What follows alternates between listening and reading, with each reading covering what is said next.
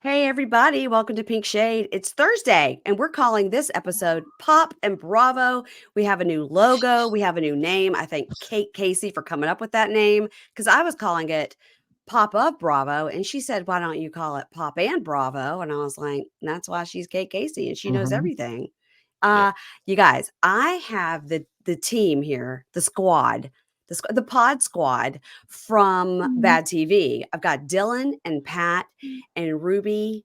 You guys, are you guys ready to talk a little Bravo, a little pop culture? We are, and Ruby's in New York. I'm not sure if you already heard the sirens of Eric Adams' crime-riddled city. I am so sorry. That's hilarious. You know, I did an episode with Olivia Plath last week talking about the finale because I love Welcome to Plathville, and she at the time was in DC proper, and it's the entire time I was like, woo, and I was like, okay, you're gonna have to mute your microphone. Yeah, no, Yeah, it's cool. Yeah, loud places we live in. I'm we're in the going to go burbs. to a happier place, Bravo Land. Bravo Land, You guys, Outlet Land, all of it. Yeah. so what are you guys covering as far as Bravo goes over on BadTV? We're doing Salt Lake City and Orange County, and then Below Deck's coming back next week. So those are our Bravo shows. Okay, but I need to talk about specifically about Below Deck Med because I had no one to talk to about it. Okay. Nobody's watching it. And Yeah. I gotta ask you guys, that Ellie, what kind of a demon was she? Like, I was like, I've never seen the like of this kind of human on my television. What was happening with her?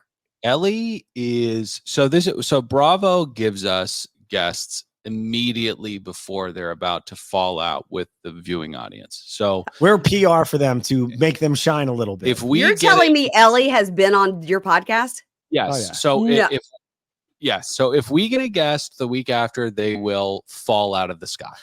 Okay. But anyways, Ellie is a very sweet person. She grew up in a war-ravaged territory. God only knows what happened. She built doll houses out of dead people's clothes. Yeah, really sad story that we made up entirely. But she did experience quite a bit of hardship when she was younger. But yeah, she's a fucking psycho when it comes to working with others. I just think it's a really bad environment for her to be in because she's very obsessed with hierarchical structures. Yeah, yes. And there can't be any less important a hierarchical structure than a CRAT chain of order. Yeah. So she just looked super ridiculous vying for power while cleaning shit off of toilets. Bowls. You know, we got into it when she had said that because she was the second stew, that the third stew could not compete for the same guy. And she meant it. Oh, yeah, 100%. So, yeah. Ellie was, there's no way. We love Ellie. She was very sweet when we spoke to her. She was psychopathic on that show at times. Now, I thought it was just a decent season. How did you feel about the season, MP? Well, I haven't really watched a full season of Below Deck in a long time. And the reason I started it, and this will be the most me reason you've ever heard in your life, is because there was a MILF Manor crossover. What? And so that dumbass guy, Jacob, with the big teeth, and his dad was pretty good looking. It was like a rugby player, but they got kicked off because they were both so fucking boring and the dad cried all the time. But Jacob was on, he was the charter guest on the first episode. He was a content creator, the most boring content creator ever to hit our screens. It was just like sick content, bro, silly content, bro. Right. But in a British accent. Sounds and so cool. That's why I started it. Well, I'll tell you what we have to look forward to next week is the new season of Below Deck Sailing. There's a lot of controversy that goes along with that version of the franchise. There's a guy named Gary King on there who I believe had sexual allegations levied at him the day before they were supposed to start filming. Yeah, it's been delayed. And it's coming up. Okay. Yeah, the show's been delayed. Production was delayed because of it, I think. We've had people leaving the show. It's quite a tumultuous season coming up. And also knives fly when the boat tilts. So it's like pretty much the best. But MP, you should come on another Below Deck podcast or just listen to it here if you want to. But Okay. yeah, you Well, got to come on and talk to us about the Sea Rats. I Please. have never watched the sailing yacht version at all. It's the Oh, best. Is it's it? rich with Yeah. characters. It really is. Yeah, because it's a clown car. It's a smaller boat. The thing that makes the show so good is the pressure cooker PSI on all the Sea Rats now just shrink the boat down and give it wings, and you have something pretty incredible. Well, Matt, accompany that with, as Dylan always points out, thrusting incompetence on wealthy people. That's just a recipe for fun. That's why we love the show. Thrusting incompetence upon wealthy people. Okay. All right. Okay. So I'm glad I got to discuss Below Deck Med because I never get to talk about it with anybody. Because anybody I have on to talk about Bravo, I'm like, are you watching Below Deck Med? What'd you think about that, Ellie? And they're like, what? No. Why do more people need to watch the show? Well, one thing I want to say about Below Deck is it has 4 versions of it. I believe there was another version that they were essentially going to make or create and launch next year. I don't think it gets the viewership that it is. I think they've watered down their product. It's just Below Deck. It really is. There was just Below Deck, and then I don't know what the second was, and then we had Med. Yep. And then the second was Med. The third was Sailing. The fourth was Down Under. And then the fifth was a show that took place in Norway. And I forget what the hell it was called. It was Adventure. And they took them like rock climbing and stuff. And it didn't go well because rich people don't like to rock climb. No. Great point. Neither do poor people. Okay. All right. So Salt Lake City. Let's talk about Salt Lake City. Are you guys as thrilled as I am that Mary Cosby is back on our screens just insulting people? Yeah, Ruby's the SLC encyclopedia, so I'll let her go. I couldn't be happier that she's back. I also think I saw today that she is suing, her and her stepfather husband are suing their church for like $6 million. Okay, you mean her grandfather / husband? Yeah, sorry, excuse me. So I love her, and thank you for that correction. Because the correction is important because it's way creepier the actual truth of it. Now, I am new to the Salt Lake Housewives franchise. I'm 2 or 3 episodes in, however many there have been this season. Mary Cosby is confusing to me because she doesn't really fit in the cast. She just seems to be like a heckler to the rest of the housewives. Yes. And has a vicious case of Tourette's. You're fat. The meanest heckler of all time. I mean, she is true evil is when you have a temperament and a spirit like Mary Cosby and you collide with an opportunity to get a lot of power.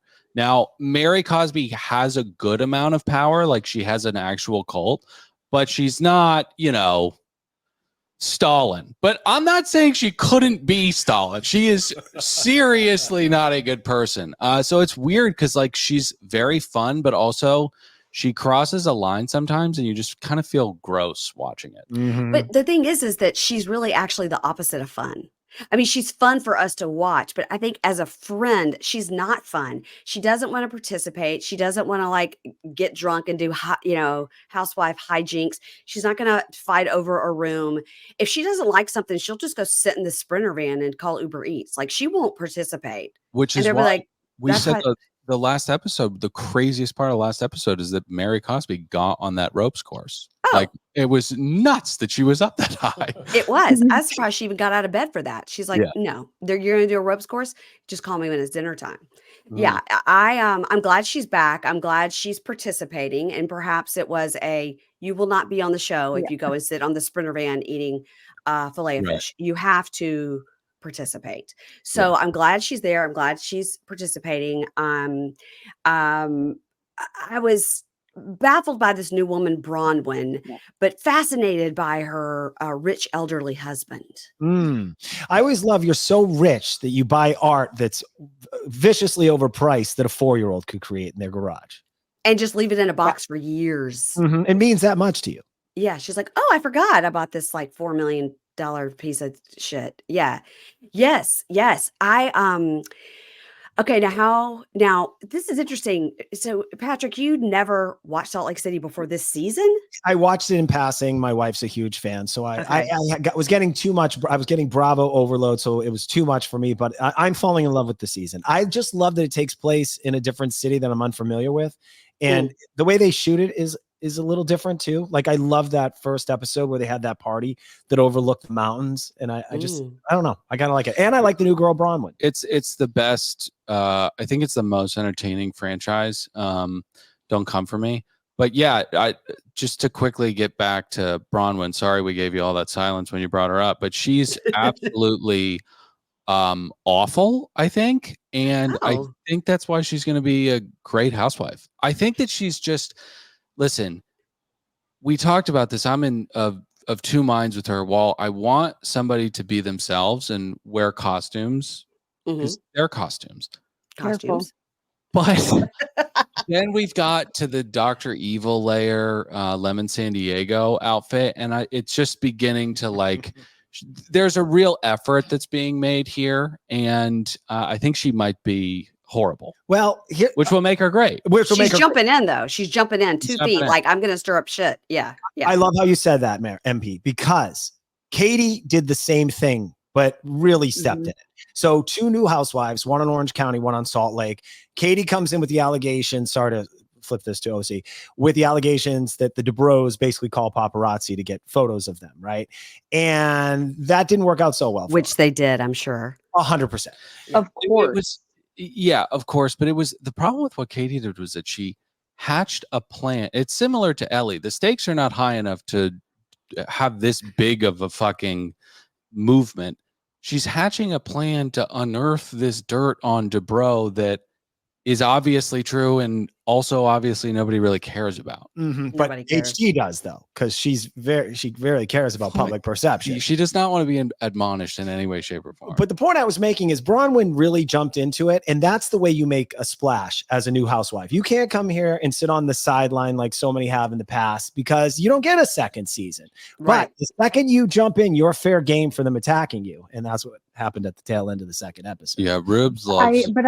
I think that she's done a good job of not being a wallflower, but also not bringing anything that is kind of like Katie. Like she's not bringing up dumb, needless drama. She's kind of just like an ally to everybody and talks shit about everybody to everybody, and is really actually rich. And that's a huge.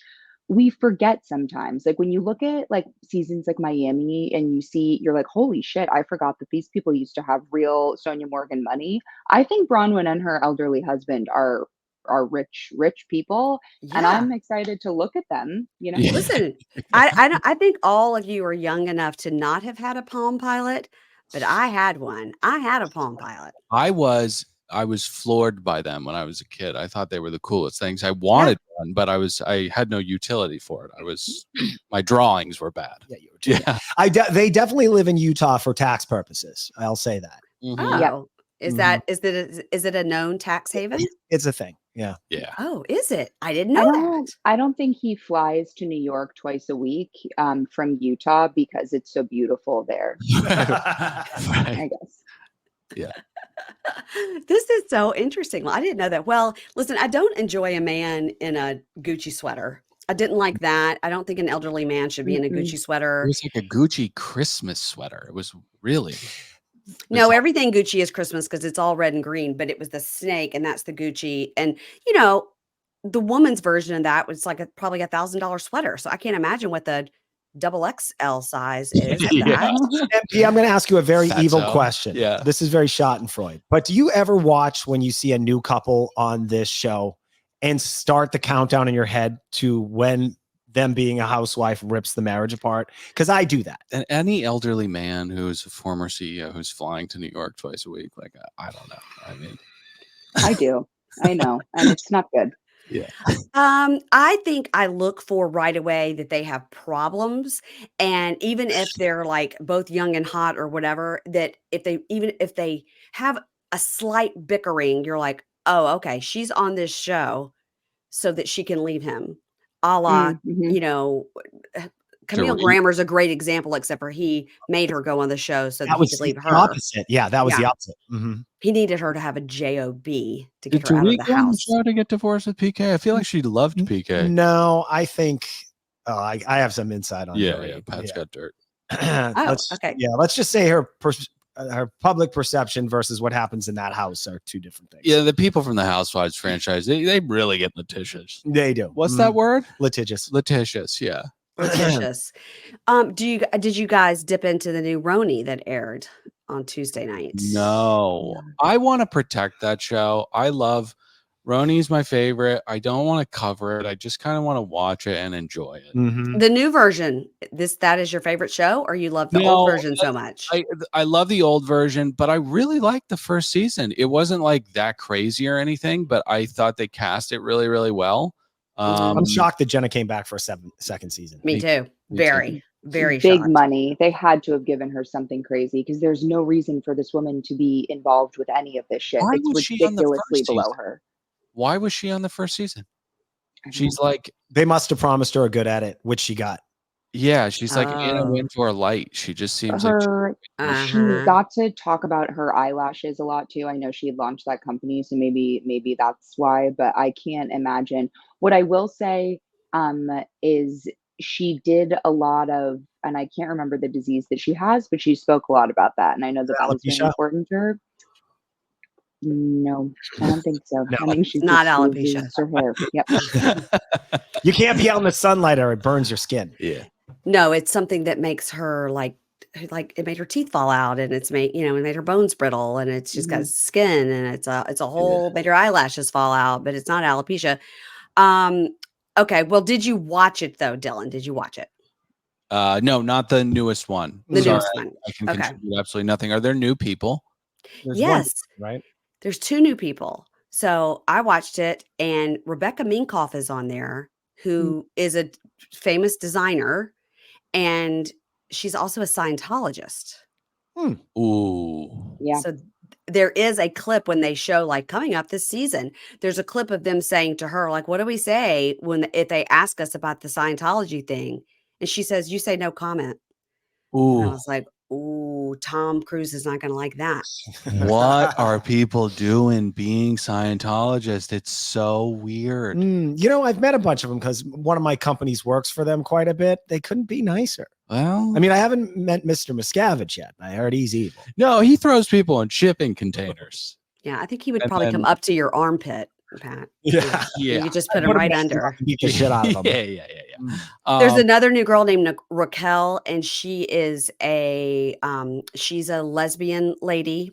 And I don't know if her partner, if they're married or not, but she did say that when she got with her partner, they were both single, but it was a huge controversy. And then she kind of looks at the camera like, we're all supposed to know. And I'm like, well, shit, now I got to go look that up. Yeah.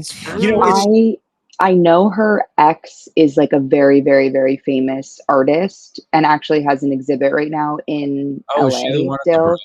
Yeah. Raquel she's like an art curator. Yeah. Yeah. So I think there may have been, maybe there was something nefarious in their split. I don't know.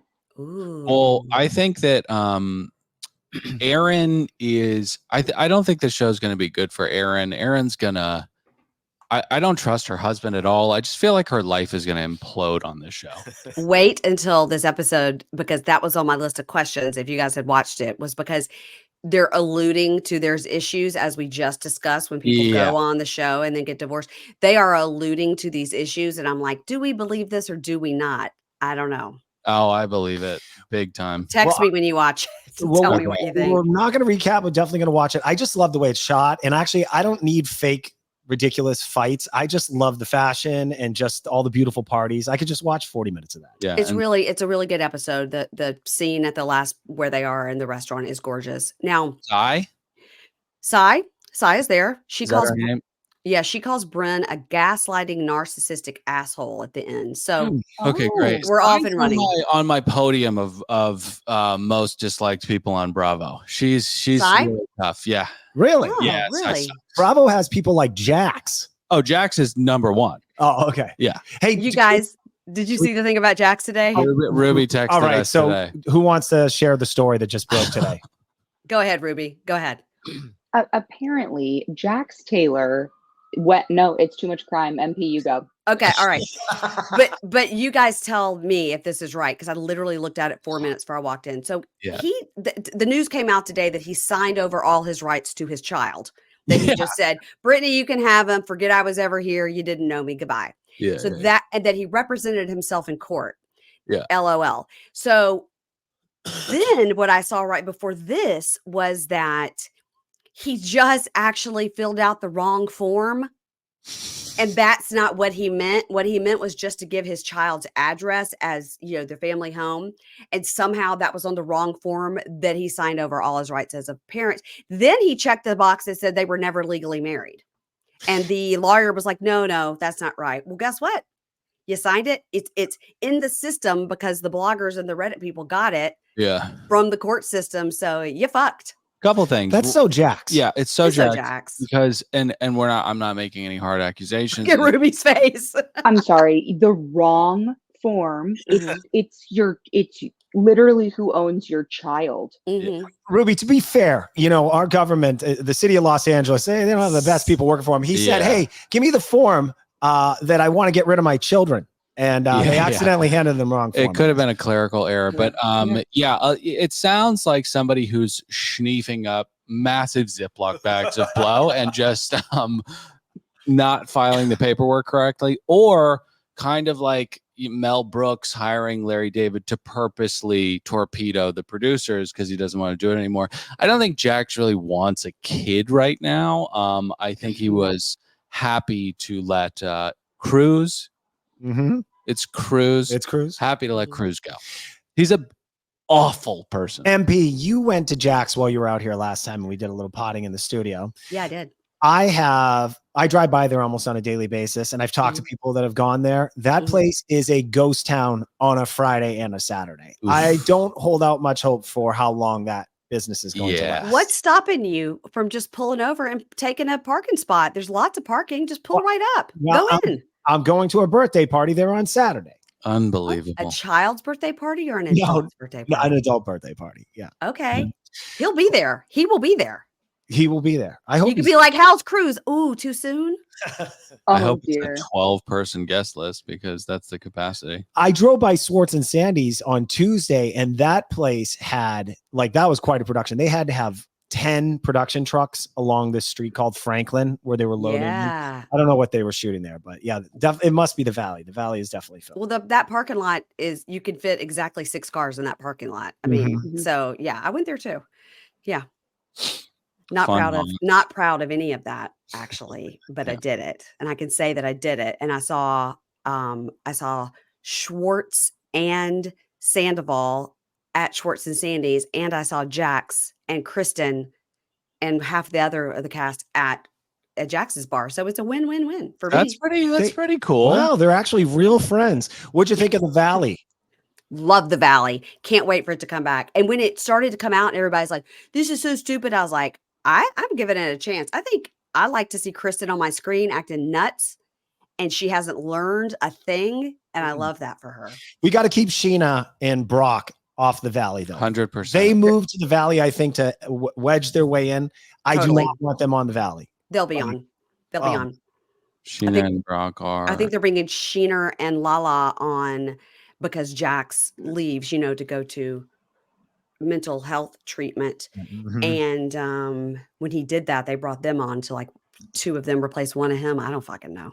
That coward cannot leave the show. We have to see him. Oh no, he's on this show. A master puppet master. Even if he's high on coke and doesn't even really know what he's doing, he's just getting people to fight. Yeah, it's allegedly. It's among if he were to leave the show, I do actually think that there would need to be wellness checks on him because he would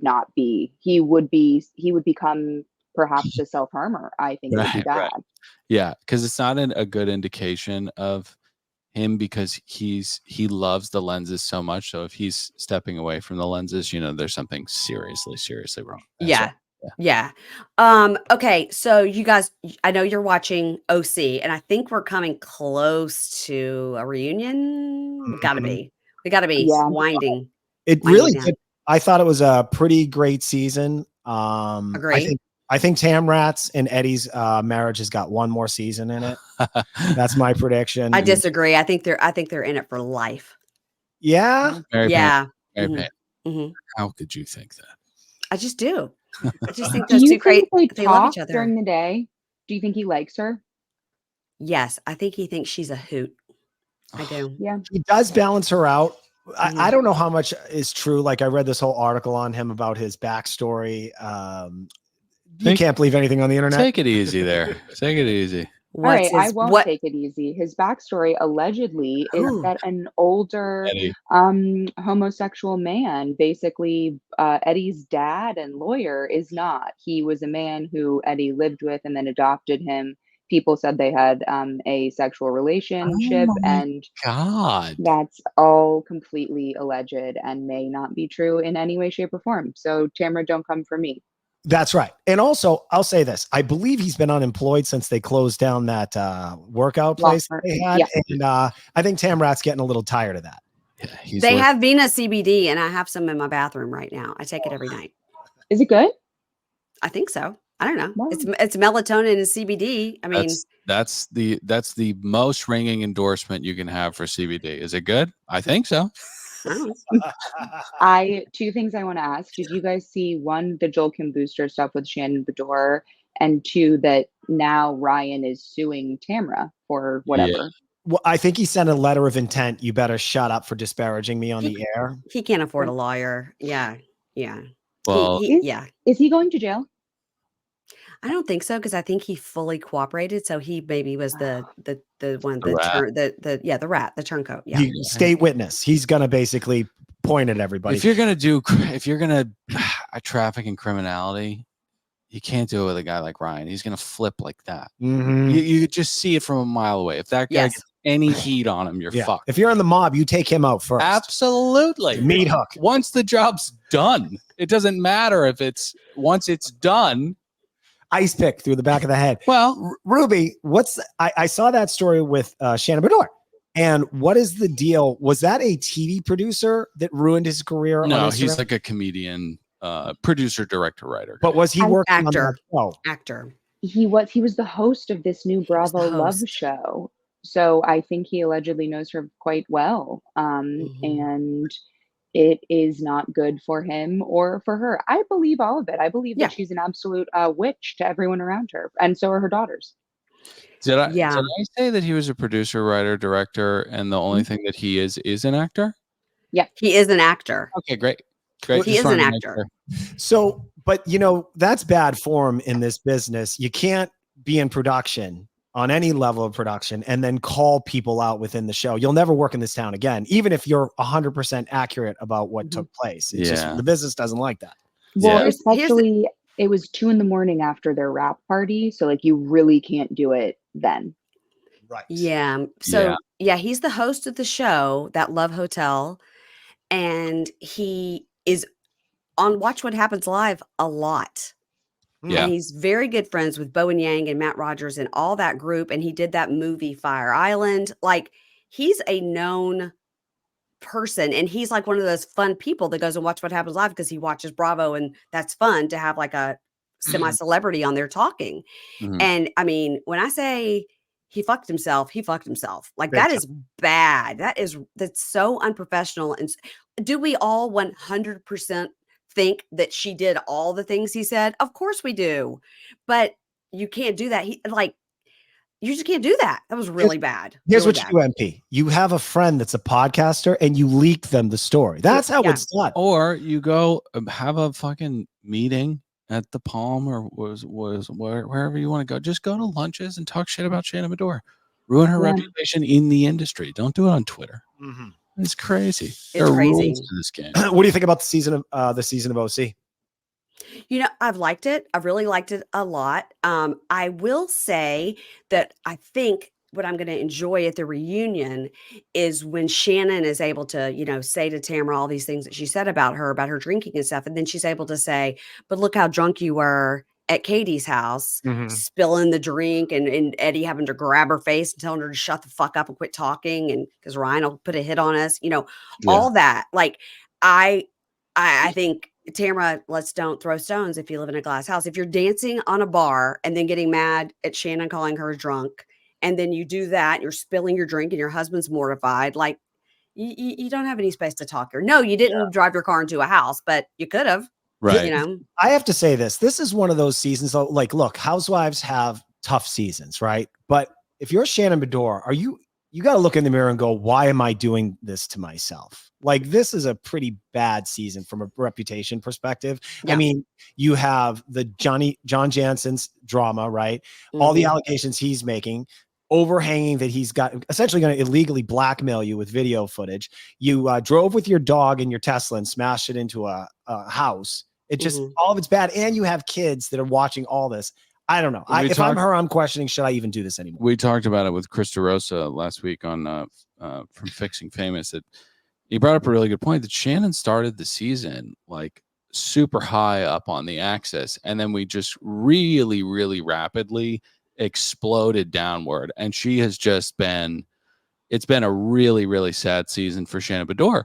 I'm excited for the showdown between Bellino and Bedore at the reunion. That's going to be. I'm surprised Chris would say anything about anything with the OC. I mean, I know he doesn't always work on that show, but usually he won't talk about it. He said, I want to make this clear to the audience. I am speaking as a fan and not a producer. Yes. That's right. Yeah. Well, you don't want to get him in trouble. No. I did send him a clip of something that happened on Jersey this year when Dolores, like, it was one of the first episodes, and Dolores got like all mad at one of the first episodes, and they were standing in that store where Teresa later like stole the Buddha and put it by her pool. They were in that store and she got all pissed and was like, let me tell you something, fucking this, that, and the other. And then you saw Teresa look at the camera, like Jim from The Office, like, whoa. And I sent him that clip, like I took it off my TV and sent it to him. He goes, yeah, Teresa was stunned because, you know, she doesn't get like, Dolores doesn't get like that. And I was like, wow. So then that was it. I was trying to get more scoop from him, but that was where it stopped. No, he's very professional. We tried to get dirt out of him and he really didn't have any for us. He would never get drunk and go live and talk shit about Teresa. No, he wouldn't, because he's a pro. That's right. That's right. Do we have time to talk a little Love is Blind or Golden Bachelorette? Please. Listen, I haven't watched Golden Bachelorette, but I feel like I know everything about it just from like seeing stuff on Instagram. And it is because I was doing so much with Love is Blind to put that out, to get all the episodes out by Wednesday. Everything else had to go by the wayside. But now I'm ready to go to Hulu and watch it. So tell me what to expect. Ruby, speak on Charles, please. Charles is a man who is an incredible man. He is an angel. He must be protected at all costs. When he is, eliminated from the show, likely very, very soon. He is the sweetest, amazing. He shouldn't be here. And there are like probably 3 other people that actually I can really see her spending the rest of her life with in a beautiful way. But it's all wholesome. It's all amazing. And Charles is the best part by far. I do want to say, though, I take issue. Last season, Golden Bachelor was 1 hour long. Yeah. It was on a Thursday. It was wonderful, sweet, cute. You got all you needed and you loved the show. And that's why it became so popular and people loved it. Ooh. They tricked us. They made this version 2 hours. I'm still hopeful that they're going to cut down on the time. Yeah. But is it once a week or is it twice a week? Once a week. How dare they? They better not do 2 nights. I feel like The Bachelor used to be on every night, like Love Island. I feel like it was like 4 times a week. The Bachelor, you're like, we talk about this a lot. Like there are like unbelievably respected like auteurs and people who work very, very difficult to put their art out. They wouldn't require people to consume anything for 4 hours. Yet ABC does with the Bachelorette franchise and the Bachelor franchise. So they're awful. They're abusive to their audience, but you know, we come back every second season. See, this is what I want. And I should work over at ABC. Make it an hour and a half. And then, you know, you got that block of window from 8 to 10. The last 30 minutes, let's catch up with some past cast members. I want to see what they're up to. Follow 3 of them around. I don't know what happened to the guys on Trista's season. I don't know. I'd like to know. Yeah. But some are dead. Probably. Yeah. Colton Underwood just had a baby, you know, talk to him. Maybe you're interested in that. Yeah. Is he the one that's now gay? Yeah. He was gay the whole time, actually. How about the one that just decided to come out as gay after his season? Yeah. I can't believe you didn't get more shit for that. Who? Colton. Oh. Yeah, clearly. Wasn't he on there twice? Yeah. 3 times if you're counting a Bachelor in Paradise. Yeah, 3 times. 3 times. always with women. Every single time. Yeah, pretty much every single time. All right. He's So gay, man. he's not a gold star gay. We'll put it that way. That's No, right. he's not. Clearly, it's wonderful that he's a gay man, but just don't come on a show and emotionally manipulate women into thinking you're a straight man. Right. I know, and he's good looking, and that's hard for us women. We don't like to. Yeah. Well. Right. Well, I'm gonna watch it. I'm gonna catch up. I'm going to do it. But now that I know it's 2 hours, I'm thinking I might just catch the end. We'll let you know when it shrinks back down to 1. I'm confident that it will. Mm-hmm. Love is Blind is bloated too. These episodes are really long. Okay, so here's long. I'm constantly on the podcast because I'm a producer at heart, really. Okay. And I had announced years ago that I wanted the pod part to last longer because when they fly off to the Bahamas or wherever the hell they go, I'm like, it's the 3rd episode. How are these people bonded so much? Because they left so much on the cutting room floor.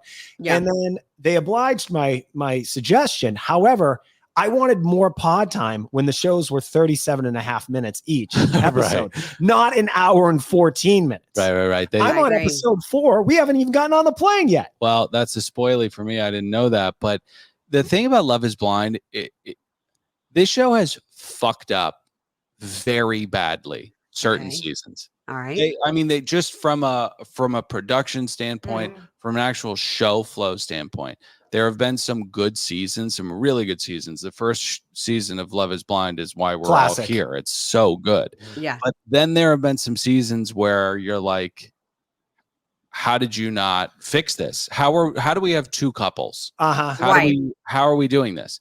Right. This season, I'm hopeful. It looks like we've got some real psychos.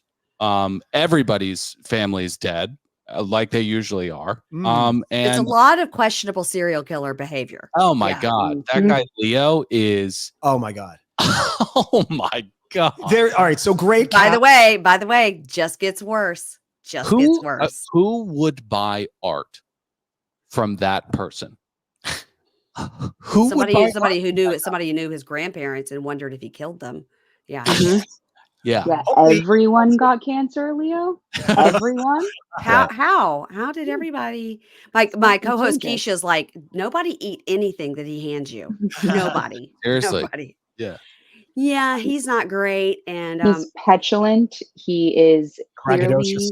He is such a brat, and I'm so sorry to say this. He is a bitch, and he's so used to getting what he wants that there's like this sliver of like possibly maybe somebody would do something that he didn't want, and he literally throws his toys out of the stroller and cries, and you're like, punch him in the face. I don't know. Yeah. Did you guys know he was rich? Because he doesn't want to talk about it. He does not want to talk about it. That's why he showed up to this experiment, because he didn't want to lean into that. When I first saw him on screen, I was like, okay, he's interesting. And he says, I don't want to date somebody because they know that I'm wealthy. And I was like, I think you're an interesting cat. And then I wrote down like, just counting down to when you bring that up. And he did a lot. 84 times. Yeah. A lot. He's like, you guys, my Rolex, it's so heavy. Does somebody else want to wear it? You guys. Can I say I'm only 2 episodes in? I love Garrett and Taylor right now. Nerds. I love them too. Nerds bond. Yeah, they bond over fantasy literature. No. That's the other guy. Oh, that's the other who went to go fight in the Ukraine. Is there a draft? That's Bodie. Oh, Bowden was that Bowden and Taylor bonding over that? No, I think it's Bowden and Marissa. Yeah. Marissa. Oh, forgive me. Oh, you're forgiven. I'm scrambled because they have so many couples that look like they're going to make it to the resort. That's why I'm excited. Yeah. Great casting, Brittany. Oh my god, that girl. Hi. Oh my god. See, here's what's interesting, right? She wants to be a sugar baby, and then you've got Leo, who just wants a sugar baby as well. My dogs are barking. I'm sorry. And so, maybe that'll work out for them. If you haven't watched all the way through, I won't let you know if it does. Right. But I got to tell you guys, this season, these are my people. These are my DC people. So when they first come on and everybody's got like a real job, I'm like, that's a switch. Because usually on Love is Blind, it's like marketing or it's like consultant. There's nobody ever has a job. They're all Instagram. They all want to be influencers. These people have real jobs that are recognized in industries that I know. Yeah. And I'm like, immediately when Taylor came on the screen, I was like, oh, maybe my husband knows her. They're in the same industry. Tyler, get this. He said he was a nuclear security officer. Well, I looked that shit up to see if he worked at a plant. No, he has worked at a nuclear plant that is owned by the company where my husband works. Okay. Wow. Not many. Do you have to put nuclear facility? Why don't you just say rent a cop? Okay. All right. No, you have to have like very high level clearance to do that for real. I was gonna say, I think that nuclear science security, is that what it is? No, he was a security officer at a nuclear facility. That is very high level. CIA. You have to have clearance. You have to have clearance. It's the tip of the mall cop. Oh, yes. Sphere. Yeah. I think he now sells like movable office cubes. That's what he does. I looked him up on LinkedIn, guys, because I had to know if he worked for the company where my husband works, and he did. Movable office. Yeah. That's gonna be right up there with the pet rock. Wait, what are you talking? What? All right, we don't need to get into it, but I'm worried that he's a fuck boy. He may be sweet. I'm not sure. All right, so this is what bothers me is you're allowed to be emotionally immature in your 20s. Push it to some of your late 20s. There are like two people here that I thought, after watching them for 10 hours of television, that are emotionally mature enough to handle an actual relationship. Can you tell me who those two people are? I think Monica and Garrett and Taylor. I do not think Monica's 36. That's why she's the oldest one. Right. Fair enough. Steven, I think he might be a fraud. By the way, that couple is fascinating. I don't think there's a world where Monica and Steven. Was it Monica and Steven? Yeah, the electrician. Yeah, the electrician would walk by each other in a bar and take one look at each other. Nope. And I know we're on your show. Like, I don't want to be like, I don't know, too incendiary, but I'm like, I kind of get Colton vibe when I'm watching him. I'm like, is this guy gay? But also, he said that he did the Ancestry.com test and he is 3/5 black, and I was like, don't use that fraction. You're describing. First of all, his sister took it, not him. Okay. So I was like, that actually may not even apply to you. Right. So I was like, but my co-host for this is Keisha of the Libra Lounge with Keisha. Keisha is black, and when I tell you the amount of jokes she has about him, Wakanda forever. Right. She was like, let's talk about Steven, my black king. I love that. She's like this. She went and looked him up on Instagram and was like, his entire family is even whiter with redder hair than him. Yeah. So I think his sister's test got mixed up in the mail. I think so. I also think he might be full of shit. I can't wait to see the other episodes. And he has like really oddly aggressive, like Joanna Gaines sign isms about love, where he's like, you need to marry out of self interest and like make the other person better. He's just like, he's very oppressive in a cute way. I don't know. I get weird vibes from that guy. Everybody's like, he's so wholesome. He's so sweet. I was like, well, that'll be the kiss of death. Wait till he does something terrible. Yeah, exactly. You guys, it's my favorite time of year. It's when I get to switch my closet over from my summer clothes to my fall clothes. I really do love this process. Weed out things that I no longer wear. And now that I've discovered Quince, you guys, I've been talking to you about it forever.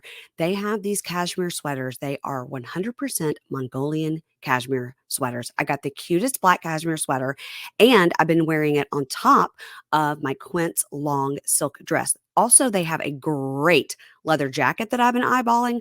I have a black one, but I'm thinking about getting a brown one. So you're going to get those Mongolian cashmere sweaters for just $50. Okay. That's 50 to 80% less than similar brands. You know how they do it. They cut out the middleman. I've told you, when you go to Quince, you go to that little chart at the bottom and you look, hey, here's the exact same sweater with 3 other brands, and look at the price difference. Another thing I just bought from Quince, you guys, pro tip, they have the softest pajamas. It's cozy season and we are ready for it. You got your PJs, you got your cashmere sweaters, you got your leather over your silk. killing the game. Don't sleep on their shoes. They've got great shoes too. So those are the things I've gotten recently. And there's about 6 things in my cart right now. I can't quit. I can't stop it. Quince, I can't stop you.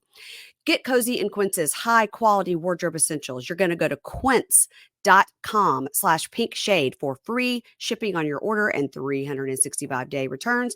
That's QUINCE.com/pink shade to get free shipping and 365-day returns. Quince.com/pink shade. And please send me a DM and tell me what you got. I think he's one drink away from like really putting his fist through a wall. And that could be something that we see maybe at the resort when they're all drunk. And David, no. What's his Nick? Dork. Dork. Nick Dorcas. Nick Dorcas? Yeah, Nick Dorcas. Mm-hmm. That guy.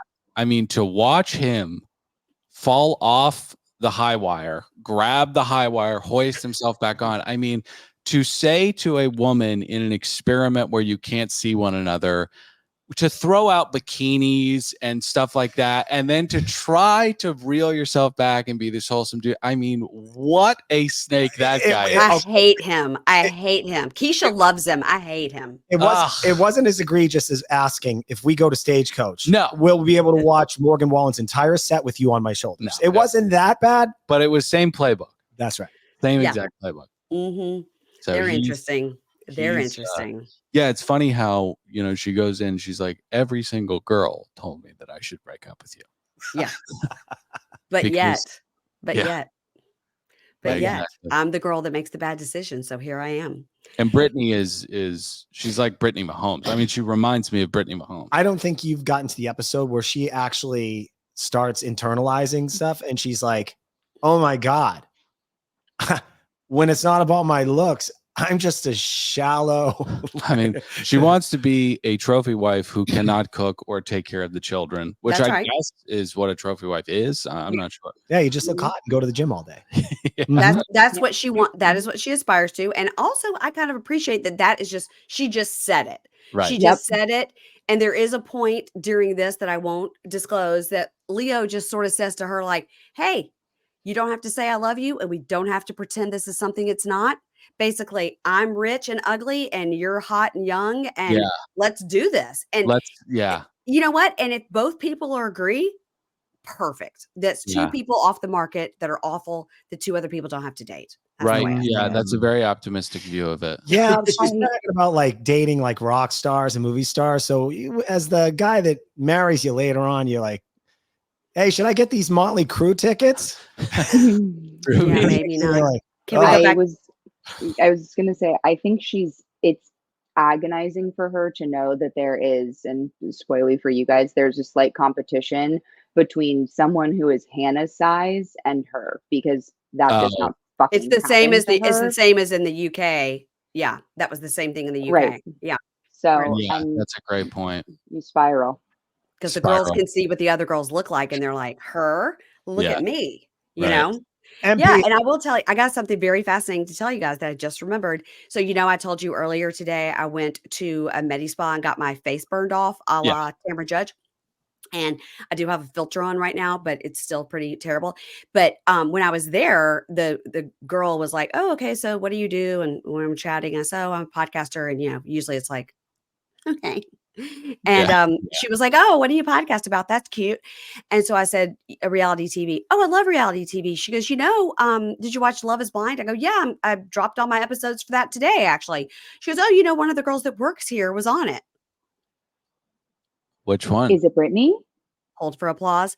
So I was like, excuse me, what? And she said, Ellie. And I go, okay, well, Ellie didn't make it to the finals. I didn't say that. I go, oh, she goes, yeah. And I go, well, if she's here, I'd love to talk to her, but like she wasn't burning my face off, so I didn't get to see her. But when I was asking as I was leaving, like, oh, she was here earlier. So then I texted Keisha to tell her this information, took a screenshot of what Ellie looks like. And Keisha reminded me that one of our running themes is Brittany's a esthetician, but Ellie, master esthetician. Oh, because she said, she was telling me, Keisha said on Brittany's Instagram, there's nothing at all about Brittany being an esthetician. I think she Right. just like does her friend's makeup and calls Yeah. herself an esthetician. She was Totally. like, but this Allie girl, like she's like a real esthetician that could burn your face off like this girl did to me today. I think that Brittany might be in an MLM scam where she's selling skincare products, and she's probably just going with esthetician. That's a great call, Dylan. Yeah, she's probably just selling shit out of her trunk. I want to pitch MP an idea to help Love is Blind be even a better show than it is. Swords. Okay. Swords. As a viewer, the fun shorter. part of this is you know that the cast can't see each other. So you're like, you love the reveal when they see each other because that's gone sideways a couple times. One time a girl like thought the dude looked like a character of Bugs Bunny or something. That was very insulting. It happens this season too. Go ahead. Oh, I can't wait for that. Okay. Yay. So how about as an audience member, we don't see one girl and one guy. They never show us what they look like. No, it's just you have so many good ideas. That's such a bad idea. Then we see them at the reveal too. So our thoughts based on who they are is completely without seeing what they look like. So we're just hearing their conversations. It's ridiculous. But what if those two people don't pair up with somebody? Then we'd watch this pod person for no reason. It's called producing, MP. We'd have to ensure that those two somehow make it on. I mean, it's just a bad idea. I don't think so. And listen, they've carved out people from entire seasons that they didn't want in the season that actually made it to the resort. Yeah, right. That is crazy. That is crazy that they do that. So, like, Charlie from Charlie's Angels, Mm-hmm. like just tons of that for like 2 episodes, and then we finally see people. You have lots of good ideas, like lots. I'm saying keep the show the same, just one girl, one guy. We don't know what they look really like. rare you have a miss at this egregious. Just a bad idea. But listen, no, I agree, but I think it's a spinoff. I think it's a spinoff. I think it's a short. I think it's a 3-episode arc where they show us another couple that we didn't see, and we see what it looks like to just. I think it's a spinoff, but it's a 30-minute shorts, 3 episodes. All right, give it to us in between seasons. All right, let me work on that idea. Let me workshop it. I'll come back to the 3 of you later on. Yeah. Thank you. Did you guys watch the Menendez Brothers? I haven't, MP, but I feel like I know that story so in and out. Patrick, you don't. Well, we all know the story. I watched that trial. I'm old enough to have watched that trial. But it's you're going to see all the sexual stuff and all that. But it's so Ryan Murphy-ized where it's like at one point they are literally cosplaying Milli Vanilli, like, but that episode 4, Ruby, where it's just the monologue of Lyle. Yeah. No, so sorry. Just the monologue of Eric, the younger brother. Yep. That's okay. Nobody else needs to go up for an Emmy. Everybody else just pack up your bags because he's going to win. I did hear that the actors are phenomenal. Yep. I will say this is my personal opinion. Some of our audience may disagree. They've been in jail for 35 years at this point. They were young when they did it. I let them out. I mean, 35 years. I think it's been proven that they were terribly abused by their father and then in turn by their mother as well. And I think that lots of people are abused and don't kill their parents. So we can all agree with that. But yes. I do think at this point, you could just let them out. And then I want to see them on Love After Lockup. Oh, oh my God. No, Love After Lockup. Oh, Love After Lockup. That's where they should be. Just like Gypsy Rose. Yes. Follow that shit because they're married. We got to see what happens. They're all married. Okay. Did you watch? And I know you did. Secret Lives of Mormon Wives. Tell me yes. Ruby's a yes. I watched the first 2.5 episodes. I'm going to say something controversial. I can't stand the main girl. I think she's such a phony and trying to be on TV since she was probably 12. And I think she made up that story of the swinging. Patrick. No, that's completely wrong. That's very wrong. But then the word gets manipulated to soft swinging. Oh, so you kissed each other. But well, she did bang somebody, so she went all the way. She did. That's called infidelity. Were there other Mormons in the room at a gangbang? Okay, because that's a swinger part. Yeah, okay, that didn't happen. That's what she did. She banged some dude on the side. Like they met up secretly that wasn't at the soft swinging party. And I love Taylor. I think that she and I would be great friends. Ruby agrees with me. I think Taylor is made for reality TV. I think Taylor and Whitney are both kind of handcrafted. I think Whitney is falling from grace in a way, kind of like Shannon. You almost feel bad, but you're like, get this fucking girl back on my screen now. I want to watch her postpartum immediately, and I want to watch her lose her fucking mind. Would you like to talk about her husband that is also perhaps like Colton Underwood? Yeah, so I would love to talk about her husband who has a porn addiction that is never discussed more than that. 4 seconds. 4 seconds. That's it. They had to leave the state, go to Hawaii for 3 months because of said addiction, and we don't know we don't know anything about it. What does that mean? He was just on Tinder. He was just on Tinder, like swiping right. Yeah. Yeah. Can I ask, are they wealthy? No. I don't think so. I mean, they're wealthy from her being on TikTok. Yeah. I mean, all these women are the breadwinners of their family. Okay, because there are a lot of these stupid retreats, right? Where you have a little bit of money and then you have like one problem in your life. And we've fetishized this thing where like you have to have a spiritual awakening. So you beat off too much. So you spend 25 grand and go to Hawaii for 3 months. Well, he went to Hawaii. They framed it that they moved there and then they were moving back. But in reality, I guess Ruby. Anyway, so he's a closeted gay man with sexual deviancy. Yeah, maybe. Yeah, maybe. Yeah, he and every single scene of every single episode that you see him in, which isn't often, whenever he pops in, he has a whole new look. It's like today I'm cosplaying The Sopranos, slick back hair and a gold chain and a leather jacket. Ooh. Next time you see him, it's like a porn stash and a side part and a tie. You're like, what is costumes? Why are you always in a costume, dude? Yeah.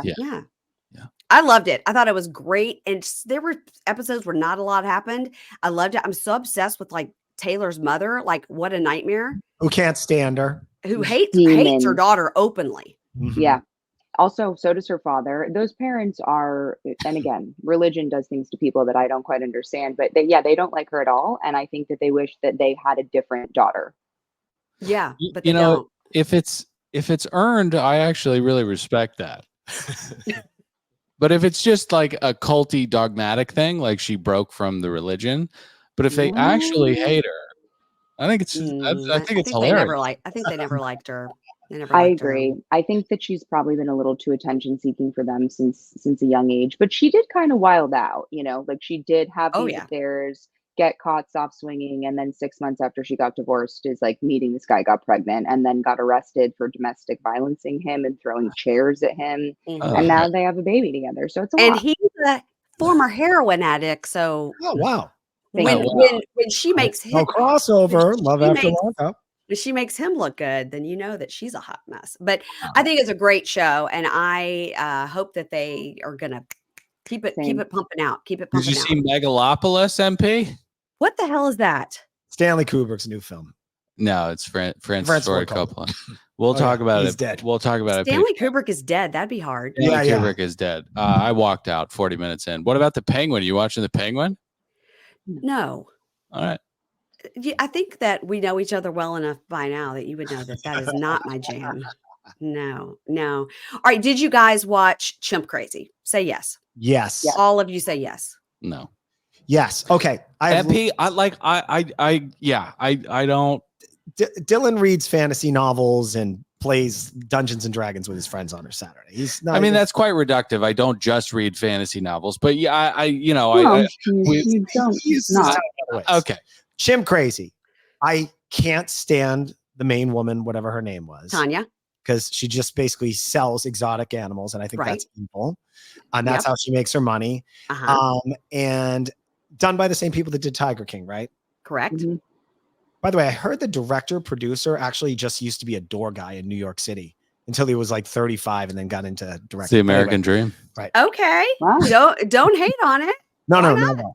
But I thought this was if Tiger King was a 10, most people loved it. I'd say this was a 4. It had a lot, especially when they do that reveal where they walk down in her gross basement and they have that poor chimpanzee eating McDonald's 3 times a day. And I was like, oh my God, she does have them, because she was such a disgusting liar. Like, and they did a little spoiler alert. Yes. Well, it's so crazy. Like, I honestly, I think the reason why I don't want to watch Chimp Crazy. We watched some Tiger King, but it was because it was COVID and there's nothing to do. We literally had nothing to do. It just makes me too sad. Like, I just get so bummed out for these animals, that these lunatics, and they're always really weird. Like, we've gone to these like small animal enclosure things. They're all around LA, on the outskirts of the city and stuff. And they're like, it's this weird kind of gaslighting thing where these people are like the sweetest people ever and they're taking these animals in. But then there's also something like dark about it, and they'll bring up that they fucking hate PETA and stuff like, and you're like, it's dark. What's going on here? It's dark. It's dark. Look, there could be a llama farm, and I'm like, all right, I don't like that. But when someone is taking parrots off a fucking tree in the Amazon and then selling it to some guy that lives in Milwaukee so he can keep it in a cage for 60 years because they live to be like 100. Right. I'm like, what the hell are we doing? Yeah. And then tigers is like a completely different, like, it's tigers. Well, then it's chimpanzees that are ripping the limbs off of your friends and tearing their faces off. And then you're so depressed that you get another one. And what do you do with those people? I genuinely don't fucking know. They're ill. They're mentally ill. Really, really cool fact about chimpanzees. So human beings, the majority of our bones break at around 100 PSI, excluding the femur, which doesn't take a lot more, but it's a stronger bone. Chimpanzees have a bite force of 1,300 PSI. So they can chew through. So, like, what are people doing? They have, I mean, it's just crazy how dangerous they are. So, I'm sorry, I didn't ask you this. The one that I had remembered the story mostly from just the audio of that 911 call when they called on that other chimpanzee, which was crazy, but I'd never known the full story of it. And that just breaks your heart too. It's terrible. So, I mean, Tanya herself is the character, and that's funny because she's wacky, and the fact that she's not in jail makes 0 sense. None. What should she be in jail for? Animal cruelty? Well, aiding and abetting animal cruelty. She did kidnap that chimp, and then they dug up the other chimp and desecrated a corpse. I mean, it's. I'm sure tax stuff too, like her money things. She lives on these like mansion proper. It's just she's moving shit around, and she's lying to judges. I mean, she can get around a lot of things. Yeah, but you know what? She's on TikTok and she's killing it. So. She's killing it. Yeah, TikTok is, the good thing about the barriers of entry being low is that these fascinating criminals can go on social media and just really entertain us. It's a beautiful world we're living in. I'm going to bring this down on a dark note, but I honestly, I cried a little bit. I hadn't been as sad since Blackfish for a documentary as that scene where the cop that shot the wild chimpanzee after he attacked her friend, how he shot him. And then the chimpanzee naturally went back in his little home, like his little cage there. And he was looking at me like, just take me out. I just started bawling. I'm like, why are we keeping this? Doesn't work. They become adults and then they want to eat our faces off. Well, I mean, listen, it's a sad way to go, but if it's in its natural habitat, it's probably getting its fucking arm ripped off by another one, which is exceedingly more painful. I'm very into the project, the Chimp Project, the Project Chimp. If you go to that website and watch the videos of the chimps that have been like kept in captivity and they first are able to go outside. They've never been outside in grass, and you watch these videos of them kind of touching the grass, and it'll just make you want to give them hundreds of dollars. As Tanya said, though, you don't want to keep them down in a 10x10 cell and feed them McDonald's and chicken McNuggets all day, because that's where she said he wants to be. He wants to watch Instagram on her phone. He just wants to watch Instagram. That's all he wants to do. I hate her. Wow, that's so crazy. She's hijacking his brain too with Twitter. That's nuts. Okay, so what else are you guys covering over on BadTV? The Bravo stuff, Below Deck. We're doing the Golden Bachelor, and we're going to be doing Love is Blind at patreon.com/another podcast network. That's right. Do you guys want to give me any personal stories about PDiddy while we're talking? Or yeah, I mean, I went to a lot of his parties, and they were listen, I had a lot of fun. Were there things that were a little grotesque? Absolutely. But, it's Hollywood, baby. I read a story today that there's 100 new people coming forward with allegations. He is never getting out of jail. Well, they're like, oh, somebody was like, oh, well, it's fine because he's gonna sing like a canary. He's gonna give it all up like Jens Ryan. He's gonna be the squealer. It doesn't matter. It doesn't matter how many people you take down with you. You're still the head of the snake. That's right. Yeah, but I mean, this could be okay. This could end Beyonce's entire life. It could. This is what I don't want to hear about Jay-Z and Beyonce, but I know it's coming. I know it's coming. I know. Do you really think those two were at a party with a bunch of regulars banging away at a party? Well, I mean, I think so. Not her. I don't think she was at a party watching Jay-Z bang a baby oiled hooker. No. Yeah, Mary Payne, though, the fans are snuffing this stuff out. Sia evidently tweeted a coded message. Sia. Sia. What'd she say? I love Sia. Okay. What'd she say? Okay, you're being very dismissive right now. No. Okay. No. All right. No, I want to hear what Sia said. You put out a coded message. And it was something about a turtle. It was this weird thing. But the first letter of every word in the tweet spells out Beyonce kidnapped me. Interesting. Oh my God. Is that true? Because Dylan, half the time you say stuff that is not true. And I feel like I'm being punked half the time I'm talking to you. MP, I will say this. So, all right. Ruby is like, that's my brother. Me too. Yeah. When I first moved out here, I worked in a recording studio, and I was like the night manager or whatever. So I'd start at like 6. Sometimes I'd be there till 8 in the morning. It was all hip hop. It was P. coming in and out of there. And one of the engineers, his name was Dave. He would actually even go on tour when these guys were doing live shows. And I heard him talking at a table at night one time, just from the other room. And he was talking about and this guy was in this room where they had 2 guys choked out and choked him to death. And like P. Diddy was part of those stories. And I was like, I couldn't wrap my head that people this famous were in the same rooms with people killing each other. Okay, listen. You may not believe this, okay? But I'm going to bring this up to the camera so you guys can see it. It's real. Okay. This is Sia.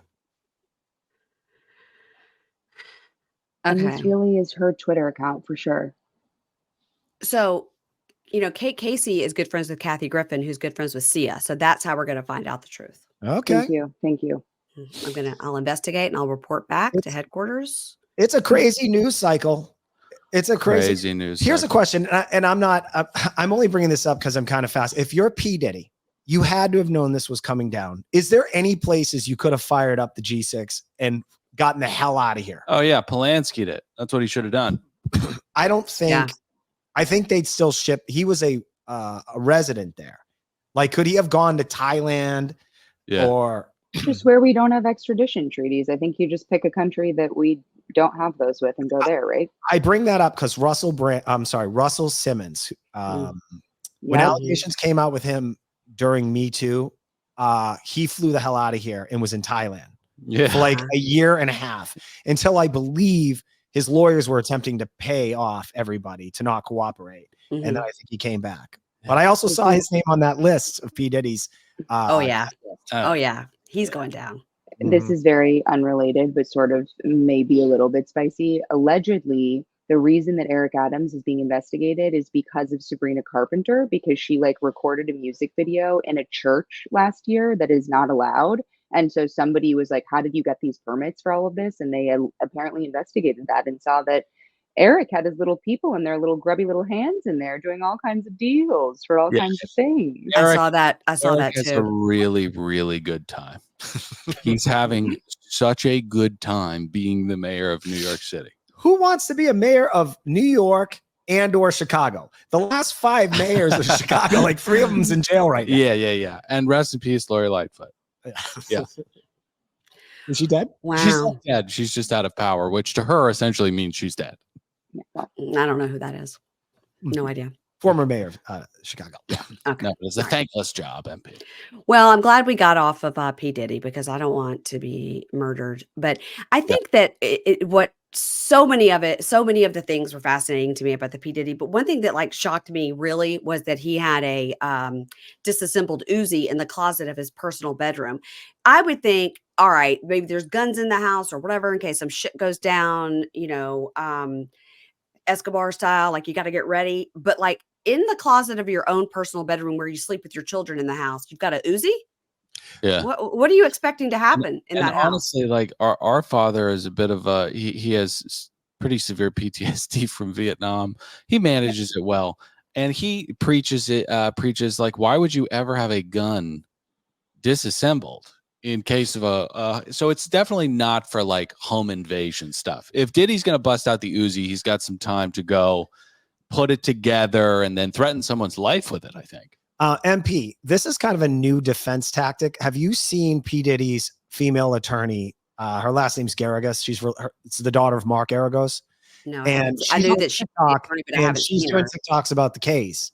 She's doing TikToks about his case? Yes. Wow. Pretty crazy. Okay.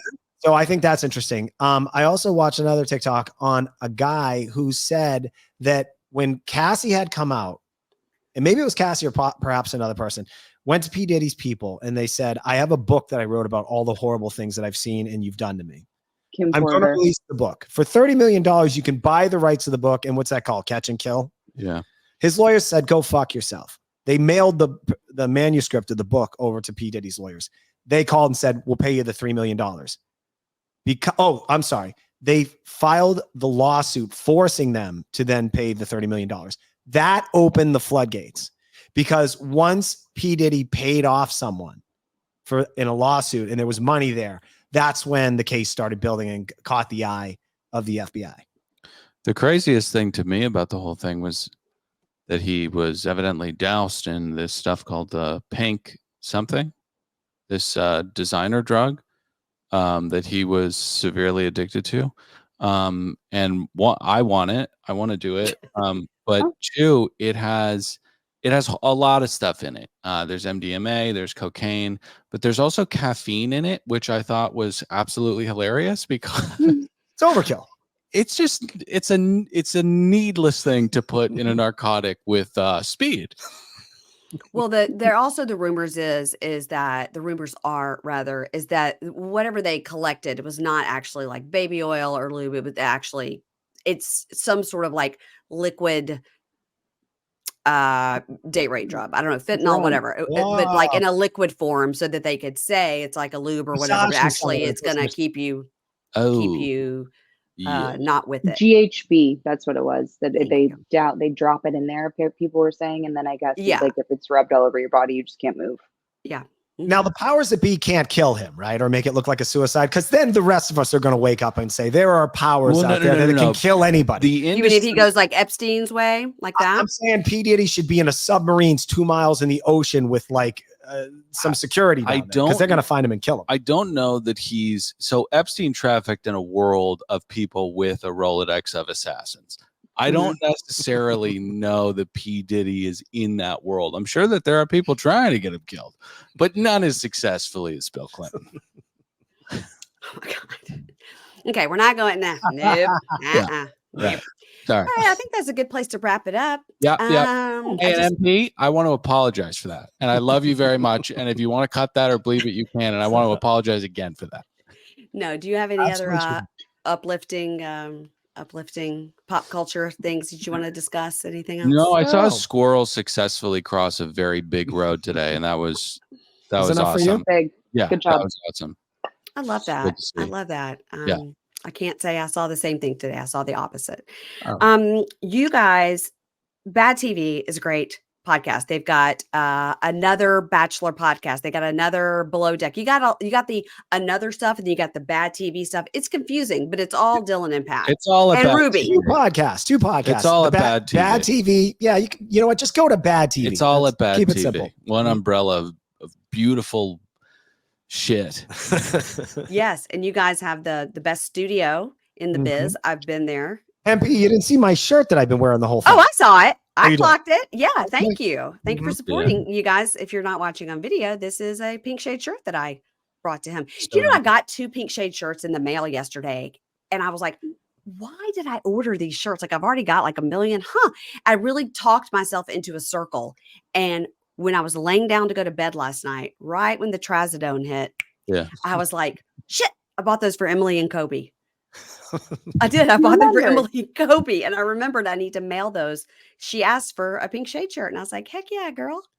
Love Well, those 2. Pat's wearing the shirt because we don't feel this way about everybody, but we really do love you. And I am very sorry about saying that Bill Clinton killed Jeffrey Epstein on this show. Okay, well, now you said it twice. So, Sorry. yeah, on Jimmy Carter's 100th birthday, you did that. Way to go. Did he turn 100? He did. Isn't that great? Oh, props to Jimmy. That is Glad- great. I'm glad he made it. I'm glad I was Yeah. worried. He's Needed like him to that make it. squirrel. Yep. Bringing it all back around. You guys, everybody follow Dylan and Pat and leave them a 5-star review and all the things. And if you're listening to this on Dylan and Pat and Ruby's feed, Do the same. do the same. Follow me. And I yeah, put out some good reels in the last couple of days. you're watching 500 shows a week. So what are you covering? Love After Lockup, Before the 90 Days, Pop and Bravo on Thursdays. Welcome to Plathville. We're finishing up. I just put out a great interview with Olivia and 90 Day the Other Way. And then, of course, we got the old Love is Blind kicking up over there on the Patreon. Awesome. Hardest worker in the biz. That's I'm telling you. Seriously. So then I go and get my face burned off and look like a crazy person. I tell you, I could tell you guys, it feels like I have a 3rd-degree burn on my face. If you're watching on video, It looks so normal. You Truly, look it does. Yeah, you really do. I walked in and my daughter's like, don't you have to be on TV later? I was like, well, not TV, thank God. But yeah. All right. Thanks, you guys. Thanks, MP. Have a great rest of your week. Bye, guys. Always fun, MP. Thanks again. Always.